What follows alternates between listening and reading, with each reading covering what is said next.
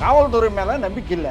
அது தமிழ்நாடு காவல்துறை மீது தமிழ்நாடு காவல்துறை மேலே நம்பிக்கை இல்லை. எனக்கு சிபிஐ மேலேயும் அமலாக்கத்துறை மேலே நம்பிக்கை இருக்குது. இந்த மாதிரி பல வழக்குகள் அமலாக்கத்துறை திசை திருப்பதே தவிர அமலாக்கத்துறையே நேரடியாக கோர்ட்டுக்கு போயிருக்கலாமே. செந்தில் பாலாஜிக்கு எப்படி செஞ்சீங்களோ அந்த மாதிரி நேராக போக வேண்டியது தானே. திமுகவில் இருக்கிற மந்திரிகள் அத்தனை பேரும் திமிங்கலங்களா இருக்காங்க சார். ஐயோ இவ்வளோ கொள்ளை அடிக்கிறாங்களே, பகல் கொள்ளை சார், பகல் கொள்ளை. தமிழக அரசை கண்டு பாஜக அரசு பயப்படுகிறதா? இருக்கலாம். இப்ப நேருடைய ஊழல் முதலமைச்சர் மு.க. ஸ்டாலின் அவர்களுக்கு தெரியாம நடந்திருக்குமா, தெரிஞ்சு நடந்திருக்குமா? தெரிஞ்சு நடந்திருக்கும் சார். விஜய்க்கு ஆபத்து பல வகையில இருக்குது.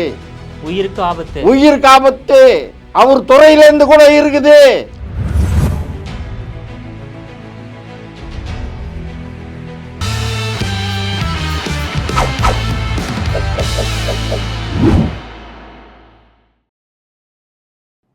ஜெம் டிவி நேயர்கள் அனைவருக்கும் வணக்கம். அதிமுகவின் மூத்த தொண்டர் ஓமப்பொடி பிரசாத் சிங் அவர்கள் நம்மோடு இணைந்துள்ளார்.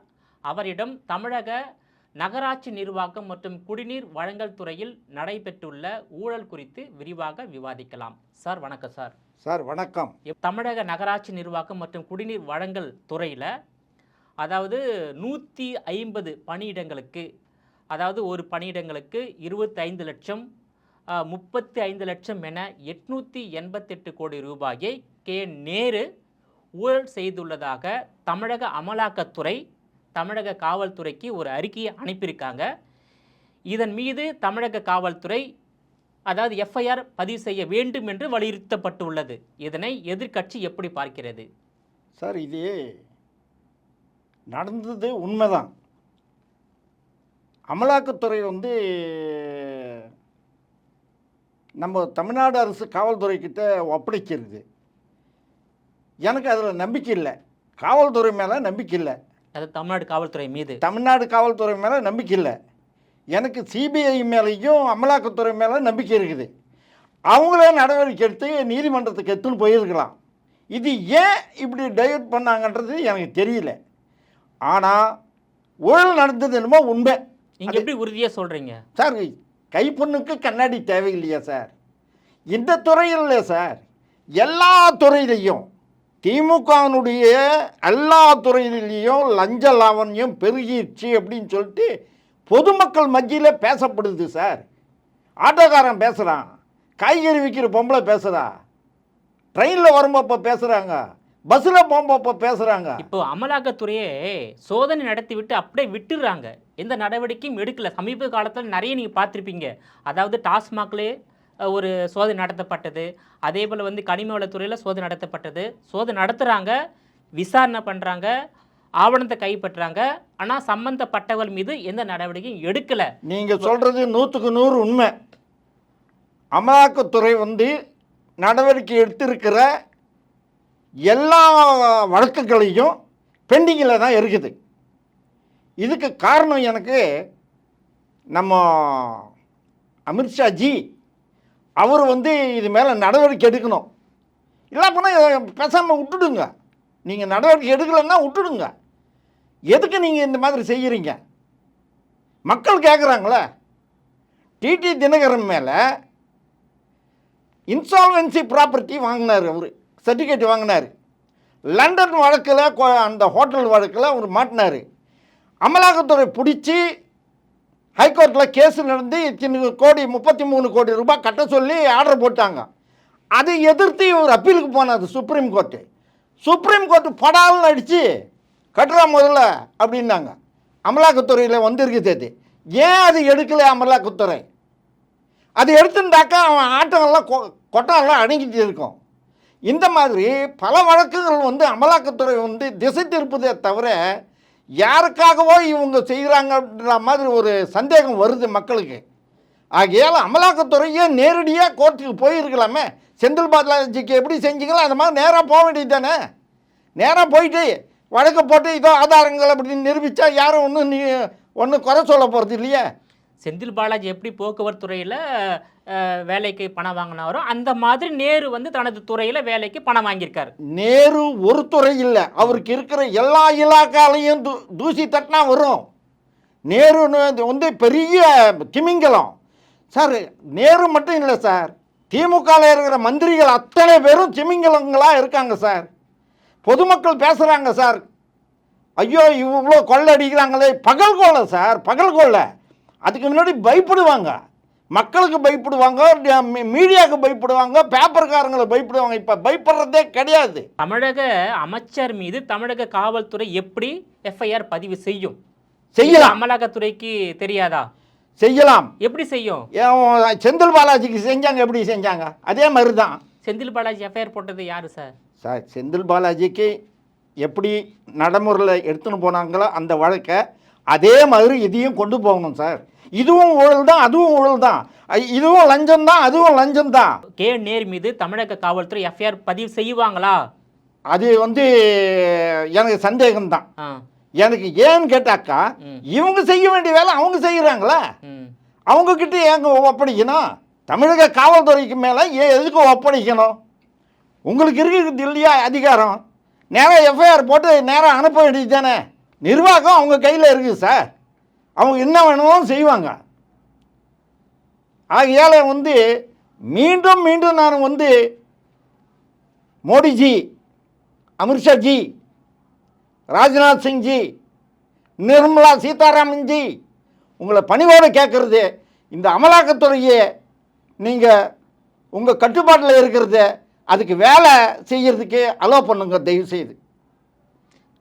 அந்த அமலாக்கத்துறையை நீங்களே முடக்கிடாதீங்க. முடக்கிட்டாக்கா உங்கள் மேலே சந்தேகம் ஜாஸ்தியாக வருது. அமலாக்கத்துறை பாஜக அரசு முடக்கி வைத்துள்ளதா? முடக்கி வச்சிருக்குது. ஏன் முடக்கி வைத்திருக்காங்க? அதுதான் காரணம் தெரியல.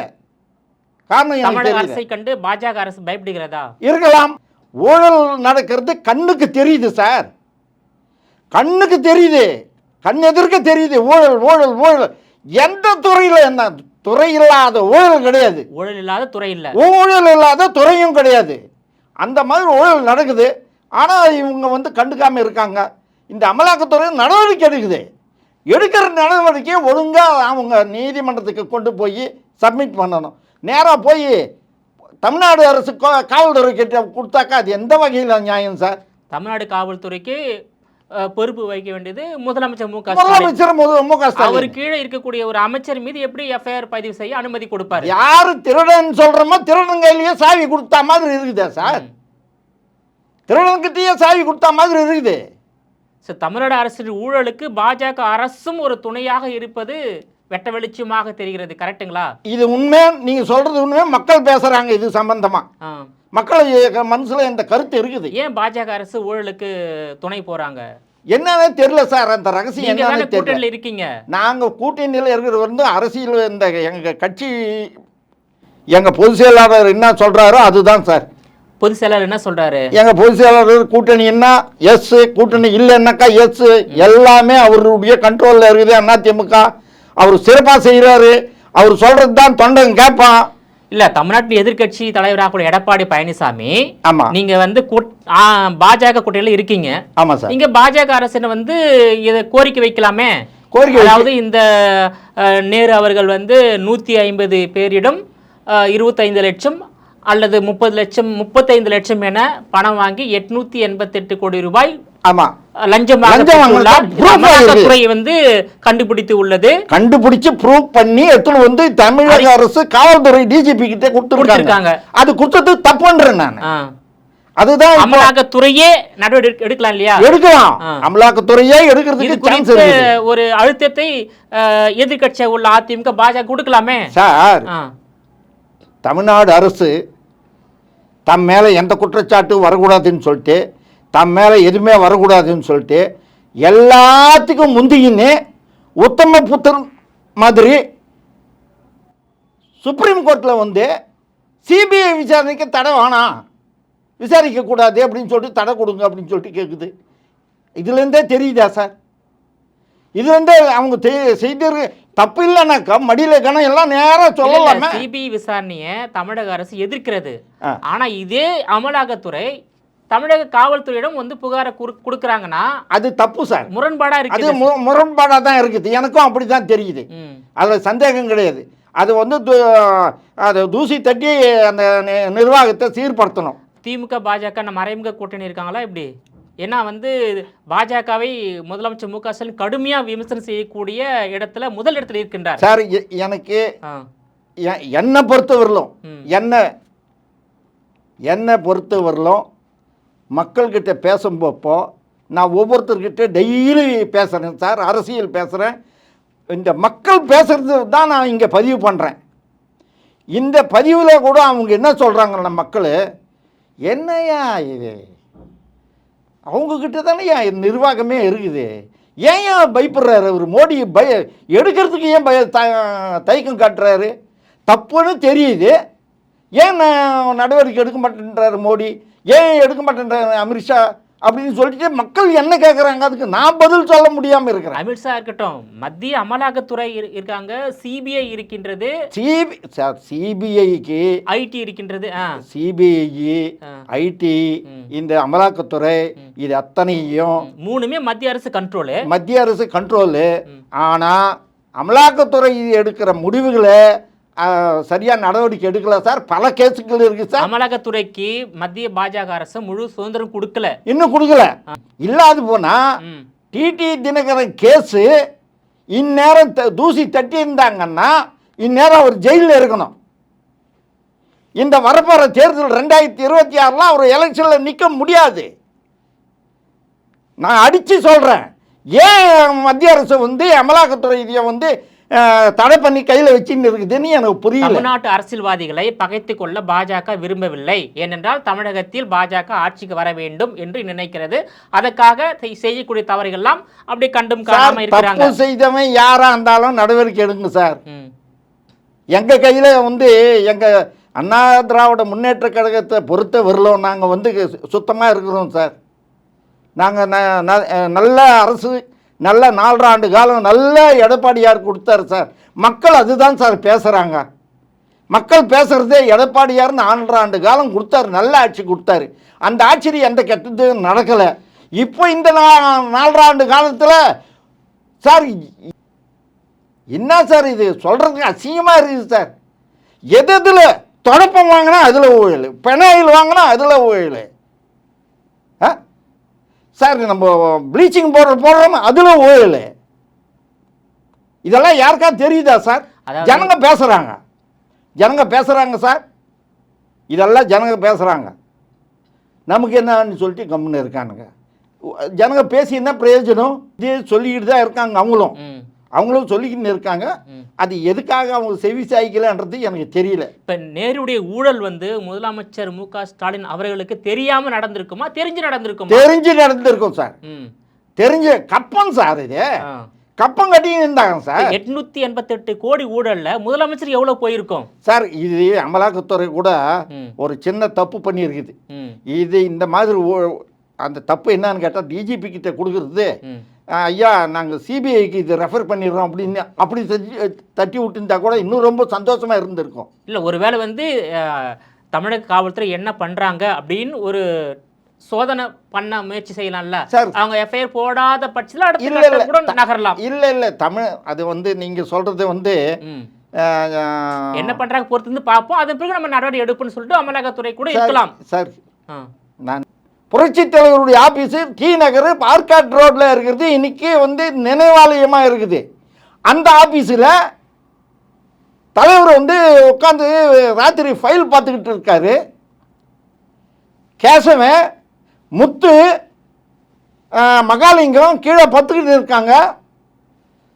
பகதூர்னு சொல்லிட்டு கொர்க்கா இருக்கான் பின்னாடி. 2 ஆயுள் கைதிங்க சென்னை சிறையிலேருந்து வெளியில் இட்டுன்னு வந்து எம்ஜிஆர் கொலை பண்ணுறதுக்கு திட்டம் போட்டாங்க.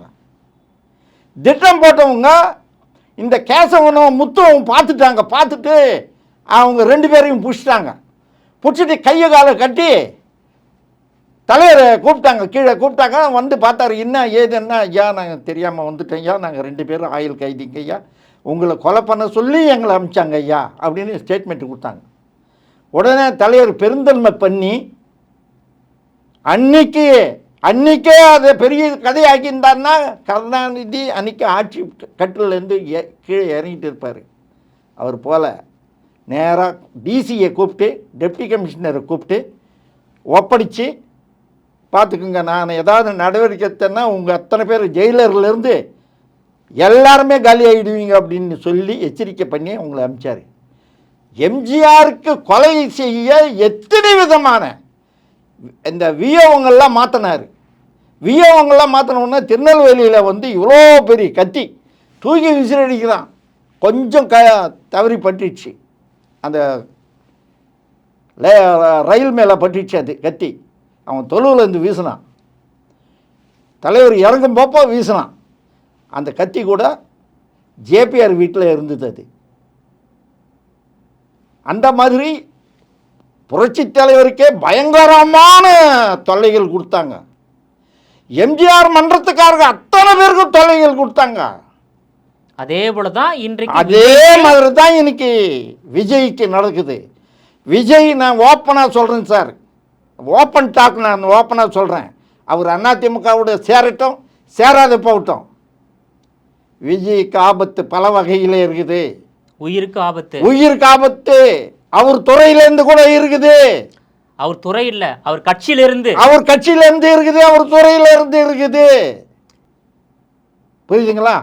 உனக்கு ஒரு வகையில் ஆபத்து, உனக்கு ஒரு வகையில் எதிர்ப்புன்னு நினைக்காதே விஜய். உங்கள் அப்பாவுக்கு தெரியும், அவருக்கு அனுபவம் இருக்குது. ஆகையால் உங்கள் அப்பா பேச்சு கேளு, அவர் சொல்லுவார். அதாவது விஜய் அழிச்சிடணும் அப்படின்னு சொல்லிட்டு அவன் பையனை, ஸ்டாலின் பையனை கொண்டு வரணும்னு சொல்லிட்டு பார்த்தாங்க, முடியல. அரசியலில் நான் வரும்போப்போ நீ ஒழிச்சிடணும் அப்படின்னு பார்க்குறாங்க. இதுதான் திட்டம். எங்கே முடியாமல் போச்சு சார்? முடியலன்றது 2026 தேர்தலில் திமுக தோற்றாதான் முடியவில்லை. இல்லை இல்லை, நான் அரசியல் வெற்றி பெற்றுவிட்டால், நான் அரசியலில் சொல்லலை, நான் வந்து சினிமா துறையில் சொல்கிறேன்.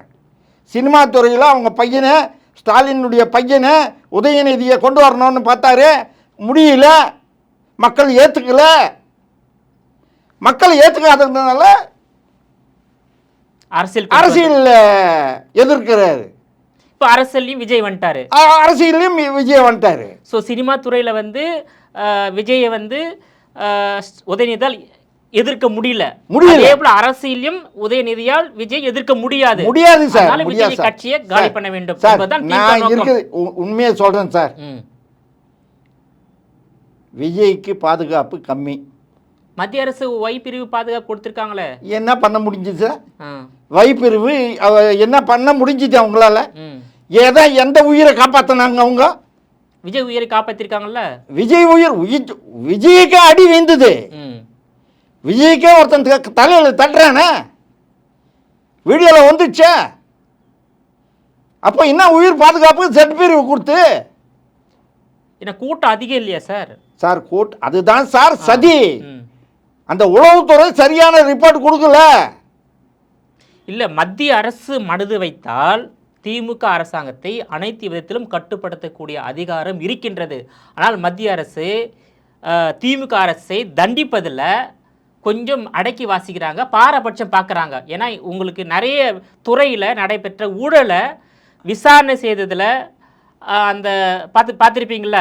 ஆமாம், அது விசாரணை செய்து அப்படி விட்டுட்டாங்க, வழக்கு பதிவு செய்து அந்த அமைச்சுக்கள் மீது நடவடிக்கை எடுக்கல. நிறைய துறையில் நடவடிக்கை எடுத்திருக்காங்க, அப்படியே பெண்டிங்கில் வச்சிருக்காங்க. இப்போ செந்தில் பாலாஜி மாதிரி நேரு வந்து கைது செய்யப்பட வேண்டும். கண்டிப்பாக பண்ணணும் சார், கண்டிப்பாக. அதாவது இந்த ஒரு வாரத்துக்குள்ளே பண்ணிடணும். அப்போ தான் அரசியலுக்கு ஒரு நாகரிகம் இருக்கும் சார். அதிகாரிகளுக்கு ஒரு அச்சம் இல்லாமல் வேலை செய்வாங்க சார். அமலாக்கத்துறை மேலே நம்பிக்கை வரும் சார், உளவுத்துறை மேலே நம்பிக்கை வரும் சார், ஐடி மேலே நம்பிக்கை வரும் சார். இந்த நடவடிக்கை எடுக்காமல் நீங்கள் எல்லாமே டேபிள் மேலே அடிக்கினே இருந்தாக்கா ஒன்றும் பிரயோஜனம் இல்லை சார். மக்கள் உங்கள் மேலே சந்தேகப்படுறாங்க சார். இல்லை, திமுக வந்து நடவடிக்கை எடுத்தால் 2026 தேர்தலில் பாஜகவுக்கு ஏதாவது எதிர்மறை வந்துவிடுமோ என்ற பயமா அச்சமா மக்கள் மத்தியில் பாஜகவுக்கு? இல்லை சார், திமுகவுக்கு வந்து இனிமேல் ஒரு சீட்டு கூட வராது சார். ஒரே ஒரு சீட்டு, சிங்கிள் சீட்டு வராது. ஏன்னு கேட்டால், நான் சமீபத்தில் நான் வந்து திருச்சூர் போனேன். திருச்சூர்லேருந்து திருப்பூர் வந்தேன். திருப்பூர்லேருந்து சத்தியமங்கலம் போனேன். கோயிலுக்கு போயிட்டு ஈரோடுக்கு வந்துட்டு நான் வரும்போப்பெல்லாம் பஸ்ஸுலேயும் ஆட்டோலையும் ட்ரெயின்லேயும் நான் எல்லாருக்கிட்டையும் பேட்டி எடுத்தேன் சார். பேட்டி எடுத்தால் க்ளீனாக சொல்கிறாங்க சார், ஒரு ஓட்டு கூட விழாது சார். இல்ல ஒரு ஓட்டு விழாம வாய்ப்பில்லை சார். 1991 பவானி அங்க கோபி திமுக கோபி சார், கோபியில் இருக்கவங்க 2 பேர் 3 பேர்னு கேட்டதுக்கு அவங்க என்ன சொன்னாங்க, சார் இது செங்கோட்டையினுடைய தொகுதி, நல்லா செஞ்சார் அவர், எந்த சாவு வந்தாலும் வந்துடுவார், ஒரு 10,000 ரூபாய் கொடுப்பாரு எல்லாமே. இப்போது அதிமுகவுக்கு எதிர்ப்பாக அவர் போனதுலேருந்தே அவர் பேர் டேமேஜ் ஆகிப்போச்சு சார். அவர் பேர் நல்ல பேராக இருந்தது, எல்லாம் டேமேஜ் ஆகிப்போச்சு சார் அப்படின்னு யார் சொல்கிறது? பாமர மக்கள் சொல்கிறாங்க. பஸ்ஸில் வர்றவன் சொல்கிறான், யாருன்னு தெரியாது. பேச்சு கொடுத்த உடனே கதையாக சொல்ல ஆரம்பிக்கிறான்.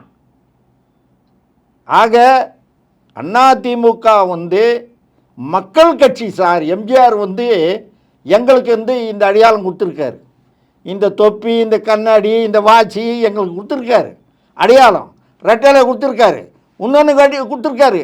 இப்படி இப்படி என்னென்ன தெரியுமா, அண்ணாவே அதிமுகவில் அண்ணா கை காட்டுறது பாருங்க, இப்படி அது ஒன்று கொடுத்துருக்காரு சிக்னல் எங்களுக்கு. அது போதும் சார். எங்கள் தொண்டர்களெல்லாம், எம்ஜிஆருடைய தொண்டர்களெல்லாம் அதுவே சந்தோஷப்படுவாங்க சார். எங்கள் தொண்டர்களை வந்து வச்சுக்கிட்டு விஜய் வந்து பக்குவமாக போனாருன்னா அவருக்கு உயிருக்கு ஆபத்து இருக்காது, அவர் தொண்டர்களுக்காக உயிருக்கு ஆபத்து இருக்காது. இந்த அரசாங்கத்தினால எங்களால் தான் வெல்ல முடியும், வேறு யாராலையும் வெல்ல முடியாது. திமுக வெல்றதுன்னா ஒரே கட்சி அதிமுக தான் சார். தீய சக்தி அப்படின்னு புரட்சித் தலைவர் அன்னைக்கே சொல்லிட்டாரு சார். அந்த தீய சக்தி கூட எத்தனை தீய சக்தியில் போய் சேர்ந்தாலும் அதிமுக தான் சார். எடப்பாடி தலைமையில் இருக்கிற அதிமுக தான் கெலிக்கும் சார், அதில் சந்தேகமே கிடையாது சார். இது வந்து நான் சொல்ல மக்கள் சொல்கிறாங்க சார், நான் பேட்டி எடுக்கிற ஒவ்வொரு மக்களும் சொல்கிறாங்க சார்.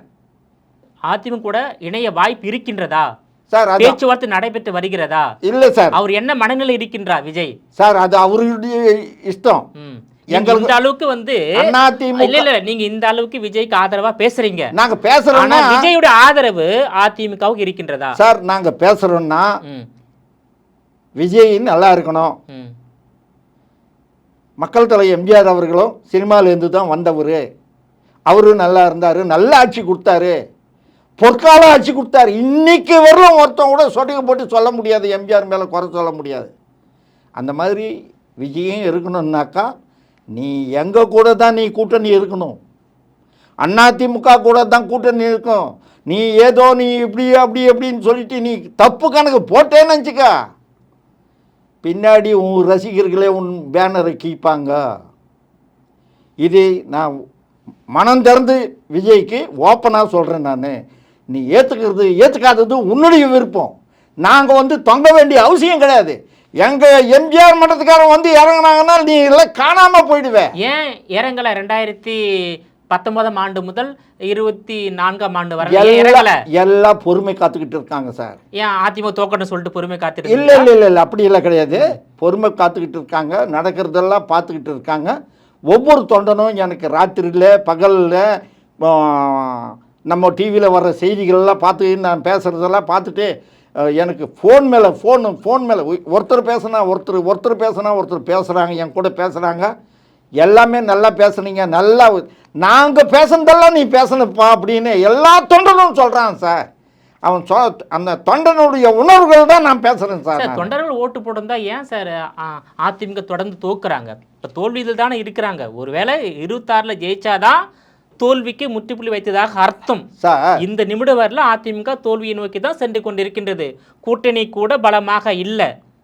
அதிமுகவில் மூத்த தொண்டர்கள் கூட சில பேர் வந்து, நான் பேர் சொல்ல விரும்பலை, அவங்க கூட துரோகம் பண்ணுறாங்க எடப்பாடியாருக்குன்றது எனக்கு நல்லா தெரியும். அதே துரோகம் 2026 தொடர்ந்தால் என்ன ஆகுது? இல்லை அவர் கண்டுபிடிச்சிட்டாரு.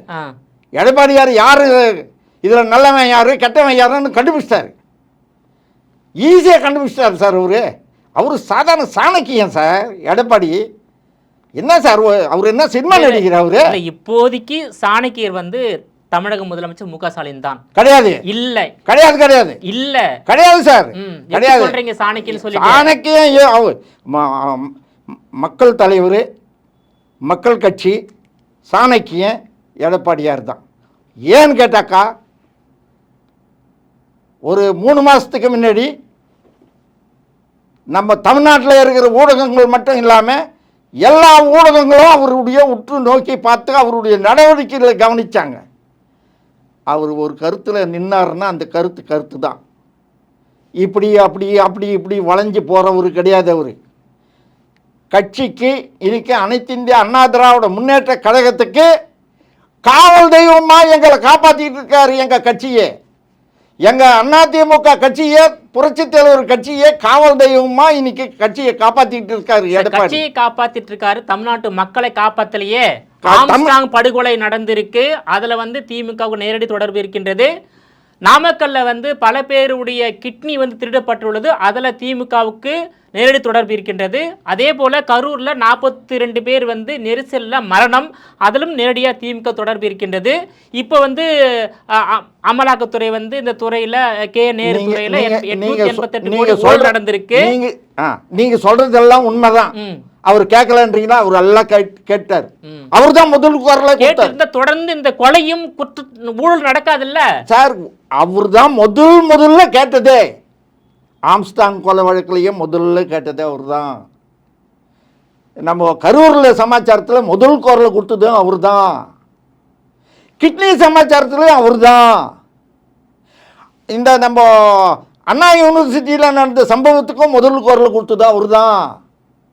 எல்லா குரலும் முதல் குரலும் அவருக்கு தான் கொடுத்துக்கிட்டு இருக்காரு. கொலையும் கொள்ளையும் அதிகமாக நடைபெற்று வருகிறது. ஆனா நான் என் மடியில் கனம் இல்லைன்னாக்கா நான் யாருக்கும் பயப்பட வேண்டிய அவசியம் கிடையாது சார். நீ ஏன் சார் சுப்ரீம் கோர்ட்டில் வந்து சிபிஐ என்கொயரி வெய்யன்றான் ஆம்ஸ்டாங் வழக்கில்? நீ வந்து ஸ்டே வாங்கிறதுக்கு போய் நிற்கிற, அப்பீலுக்கு போகிற, உன் மடியில் கனம் இல்லையே? திமுகவே சொல்ல, இப்போ நீ ஏன் ஒரு அங்கே போய் அப்பீல் பண்ணணும்? 2வது முறை அப்பீல் போயிருக்காங்க. 2வது தடவை போறிய வெக்கமா இல்லையா? தூண் துப்ப மாட்டானா? ஜனங்க பேச மாட்டாங்களா? உயர் அதிகாரிகள் முதல் கொண்டு, அமைச்சர்கள் முதல் கொண்டு, முதலமைச்சர் முதல் கொண்டு இந்த வழக்கில் சம்பந்தப்பட்டிருக்காங்க சார். ஆம்ஸ்டாங் கேஸு விசாரணைக்கு வந்ததுன்னா எல்லாமே வெளியே வரும், எல்லா தகவலும் வெளியே வரும். இது சிபிஐ வந்து லேசில் விட்டுறாது.